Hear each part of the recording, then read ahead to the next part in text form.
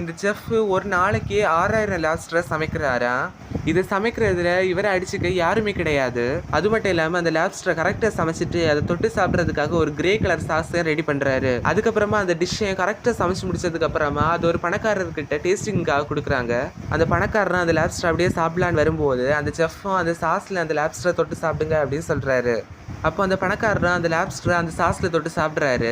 அந்த டேஸ்ட் அவருக்கு பிடிச்சி போய் அவரால் கண்ட்ரோல் பண்ண முடியாம அப்படியே சாப்பிட்டுட்டே இருக்காரு.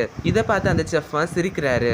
இப்படி இருக்க இவர்கிட்ட அசிஸ்டண்டா வேலை பார்க்கறதுக்காக ரோட் சைட்ல குக்கிங் பண்ணிட்டு இருந்த ஒரு பொண்ணை இன்டர்வியூக்காக இன்வைட் பண்ணிருப்பாங்க. அதே வேலைக்கு அந்த பொண்ணுக்கு காம்படேட்டரா ஒரு பையனை வந்திருப்பான். இப்ப அந்த பொண்ணு அங்க இருந்த ரைஸ் முட்டையெல்லாம் வச்சு ஒரு ஃப்ரைட் ரைஸ் பண்ண தொடங்குறா. அப்போ அந்த பையனை அங்க இருந்த ஃப்ரெஷ் இன்கிரீடியன்ஸ் எல்லாம் வச்சு அவனை ஒரு ஃப்ரைட் ரைஸ் பண்றான். இப்போ இவங்க 2 பேருமே அவங்க செஞ்ச ஃப்ரைட் ரைஸை அந்த செஃப் முன்னாடி வைக்கிறாங்க.